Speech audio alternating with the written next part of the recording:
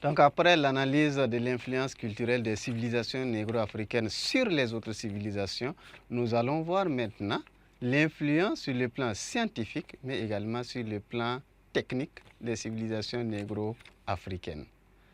Donc grand 2. L'influence scientifique et technique.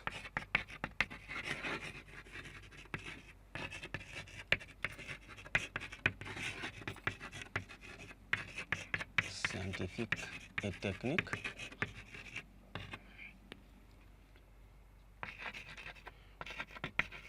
Des civilisations négro-africaines.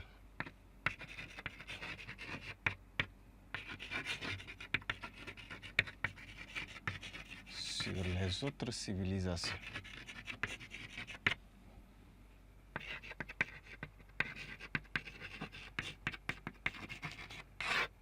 L'influence scientifique et technique des civilisations négro-africaines sur les autres civilisations.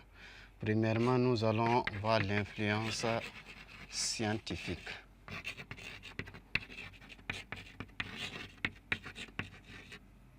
L'influence scientifique.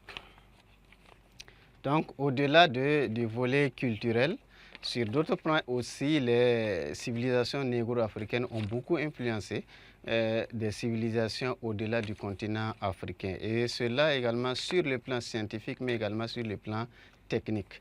Le premier aspect que nous allons aborder, c'est l'influence scientifique des civilisations négro-africaines sur les autres civilisations. Donc sur le plan scientifique.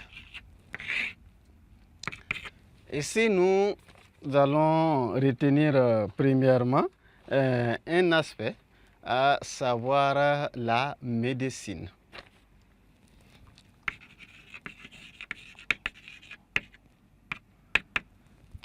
La médecine. La médecine, surtout développée en Égypte, a permis de construire toute une architecture autour surtout du corps humain, de construire tout un ensemble de connaissances du corps humain, mais également des procédés qui vont contribuer à l'amélioration de la médecine, et cela va impacter également dans les pratiques des autres peuples, surtout que ce soit surtout en Europe d'abord et en Amérique par la suite, mais aussi dans les autres contrées, surtout le monde arabe qui n'est pas aussi loin de l'Égypte et avec qui il partage également beaucoup en termes de civilisation. Donc les Égyptiens, surtout à travers la momification. La momification.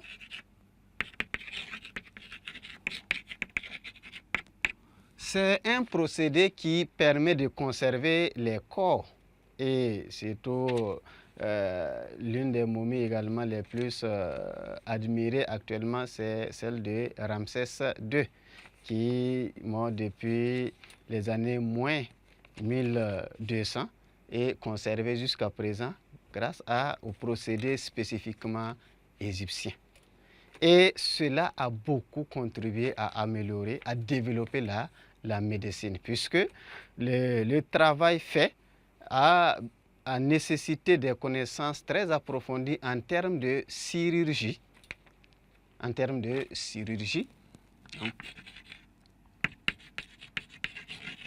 En termes de biologie, puisqu'il faut connaître vraiment le corps humain.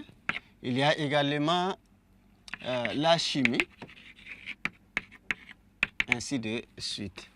Et cela a contribué, à travers ces connaissances qu'ils ont utilisées pour réaliser les momies, ont contribué à améliorer véritablement la médecine.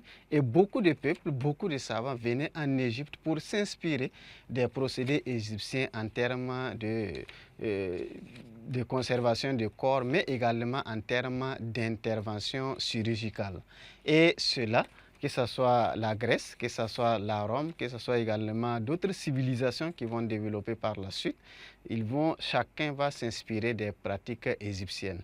Donc, pour dire que la médecine actuelle a beaucoup profité de la civilisation égyptienne, des pratiques médicinales au niveau de l'Égypte antique, donc des pratiques africaines. Comme je l'ai souligné, la civilisation égyptienne est une civilisation purement négro-africaine.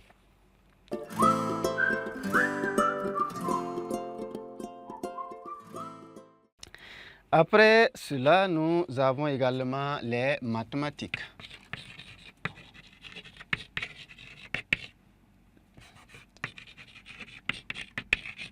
Les mathématiques, il faut reconnaître que les mathématiques, c'est l'une des branches de la science, du moins l'une des branches de la science au niveau de laquelle les Égyptiens se sont vraiment exprimés. Ils ont excellé à ce niveau-là.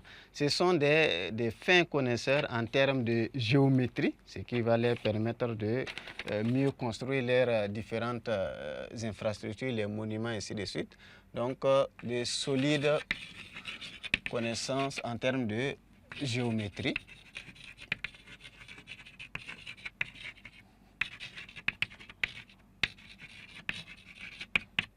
En termes de géométrie, qui va faciliter la réalisation des infrastructures, que ce soit les temples, que ce soit les pyramides, que ce soit également d'autres monuments en l'honneur surtout des pharaons ou des dieux égyptiens. Donc au niveau des mathématiques, les Égyptiens avaient de solides connaissances en géométrie.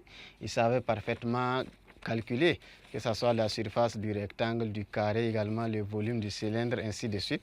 Ce sont des gens qui ont beaucoup appris à d'autres peuples les mathématiques. Et selon certaines connaissances, selon certains écrits, les grands mathématiciens dont les théories sont étudiées dans plusieurs écoles à travers le monde, comme Thalès, comme Pythagore, ce sont des gens qui se sont inspirés des connaissances en Égypte pour pouvoir développer leurs théories, pour pouvoir développer leurs théorèmes, ainsi de suite, pour pouvoir encore perfectionner ce qui peut-être ils avaient, ou bien apporter d'autres éléments également pour que les mathématiques soient encore plus défendues un peu partout.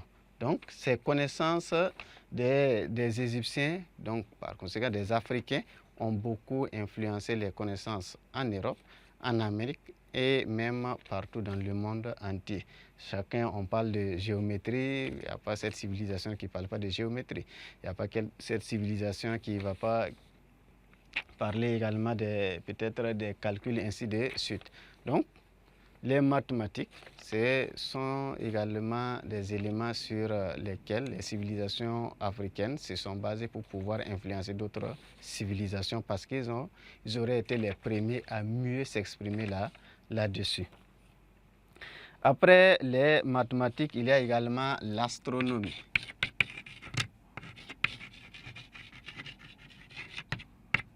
L'astronomie, les Égyptiens, les Africains de façon générale, savaient analyser, consulter les astres. Et à partir des consultations des astres, ils ont élaboré ou ils ont pu mettre en place ce qu'on appelle les jours, les mois, l'année. Et tout cela va permettre de mettre en place une structure qui va leur permettre de compter les jours, les mois, les années, c'est le calendrier.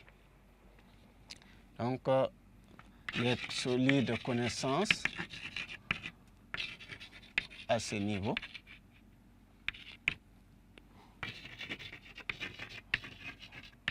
ont favorisé la mise en place du calendrier.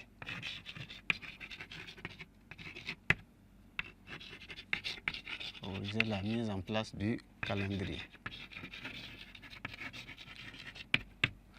Et le calendrier est utilisé par toutes les civilisations. Maintenant, comment on le conçoit et comment on l'utilise, c'est cela qui va différer. Sinon, le calendrier est utilisé par toutes les civilisations actuellement. Donc, cette conception africaine a influencé beaucoup de civilisations à tel point que cela est devenu un élément clé dans l'évolution de toute civilisation humaine. Parce qu'on ne peut pas parler on peut pas parler d'une vie ou bien d'organisation sans parler d'années, sans parler de mois, sans parler de jours, ainsi de suite. Donc ce sont des éléments essentiels issus des civilisations négro-africaines qui ont influencé des civilisations au-delà de l'Afrique.